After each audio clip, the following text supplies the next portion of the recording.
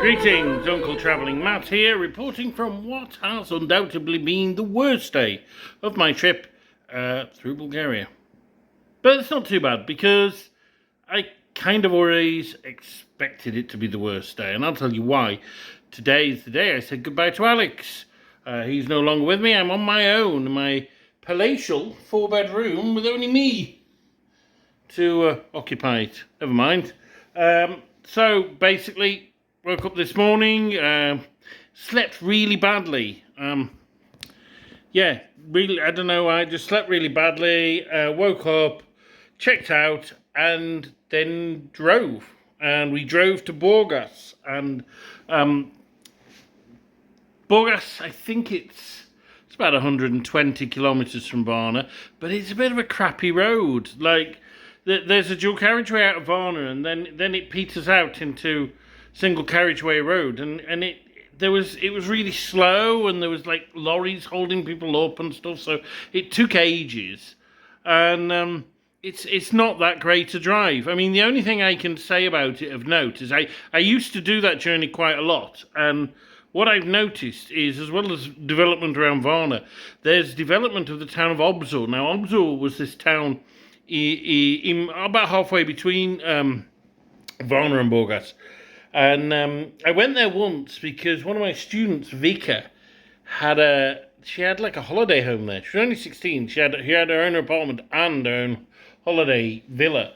And we went there with a couple of friends to do the garden for her. It was actually a really nice day. Anyway, that's my only experience of Obzor, but it was literally the sleepy town, and it's now some huge resort.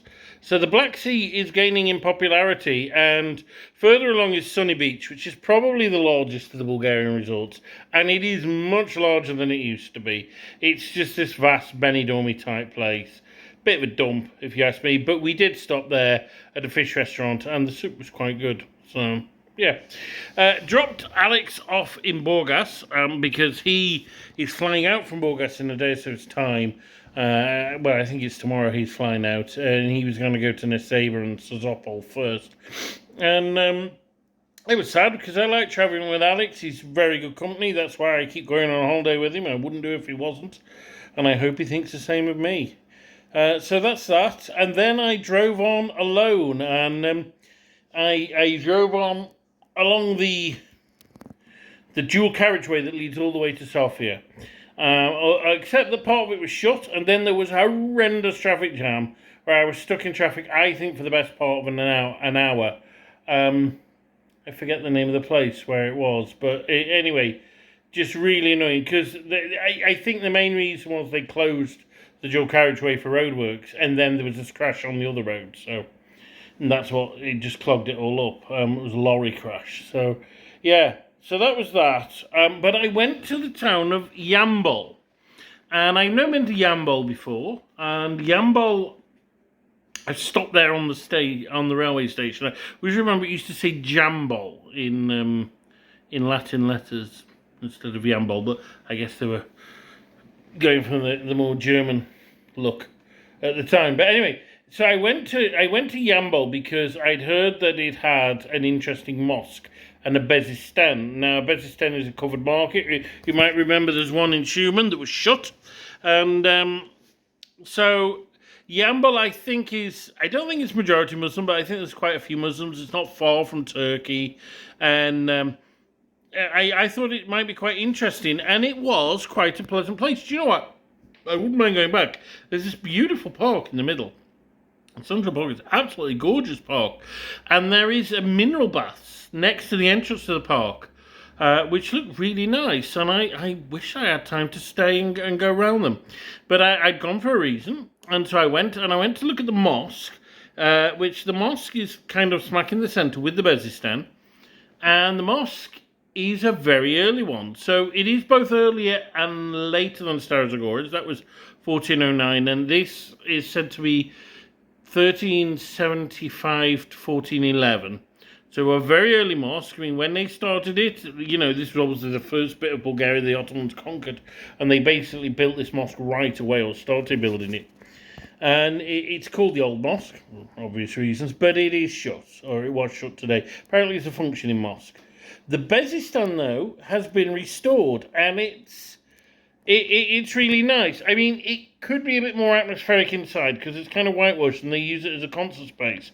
But you know what? It's been used, and isn't that a great thing? And far better than the one in Schumann that's all abandoned and locked up, which could be the glory of the town. So that's that.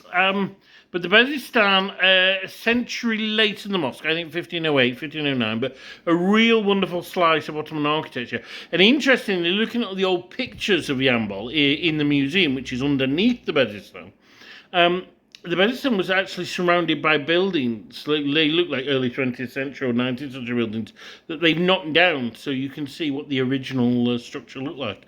It's pretty impressive. And I went and had a look around the museum. It was shown around by this very enthusiastic gentleman. Now, what was his name? Rostislav, I think it was. And it wasn't Rustislav, it was Rostislav. And he was very enthusiastic. I think I was the only tourist they had all week. And, he wanted to explain everything to me. But the problem is the stuff he was choosing to explain was all the stuff about, like, Khan Krum and... like Tervel, all the ones that I'd already covered when I went to Pliska. And I wanted to know the more Yamboli stuff and the more Ottoman stuff, but he wasn't talking about that. But you know what? It was nice to hear a lad enthusiastic about his job. So I had a look around there. Very hot, though. My God, on the plane. We're on the plain of Thrace now. Remember when I went to Stara Zagora, I said how hot it was then. Jesus, it's hot around here. And, yeah, had a doner kebab for my tea. Because now Alex is gone, I can have the cheaper meals. And then drove on. But I looked up in the book that I bought from the Teke at Obrocisti. And it said there was a couple of Tekes in the south. And I looked where they were. And one was nearby. So I thought I'd go and see it. And I drove along to this village. And then had to go up this track where it says it was. And I went up... but then I got to the end of the track, and I think you had to walk a little bit, but there was these, like, dogs just barking with bells around the necks and everything, and, I wouldn't have dared get out of the car. I mean, they look nasty as hell. So I drove back. So I didn't see that Teke, but I think it's in a little wooded glade, a bit similar to Demi and Babad, so it's probably very nice.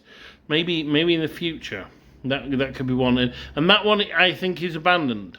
But, so yeah, there is another one that's not too far from here, so I don't know if I can get to it, but obviously, if it's like that, it's not worth doing the detour.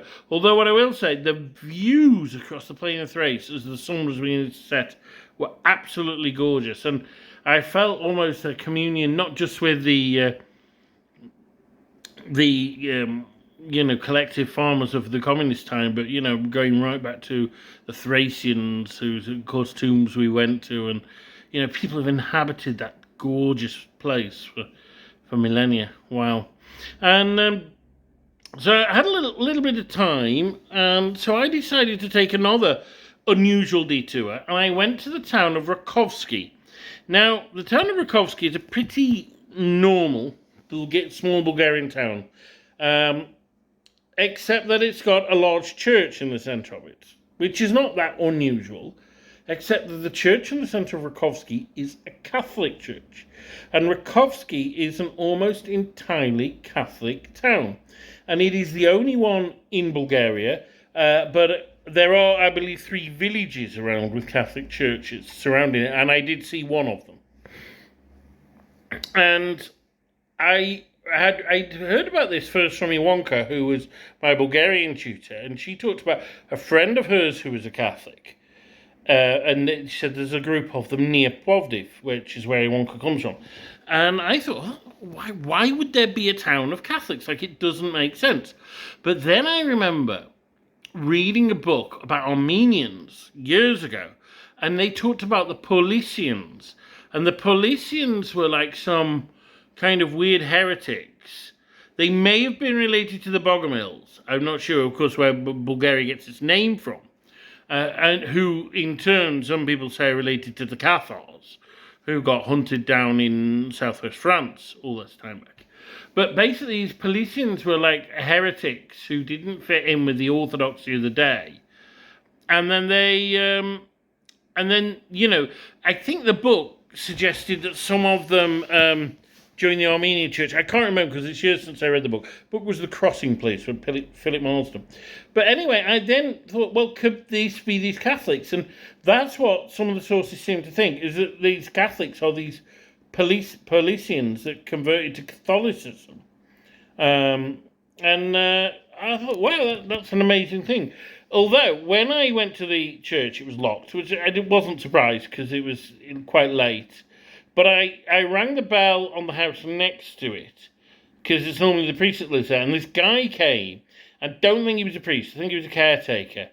But I got chatting to him. His name was Christo. Got a photo with him.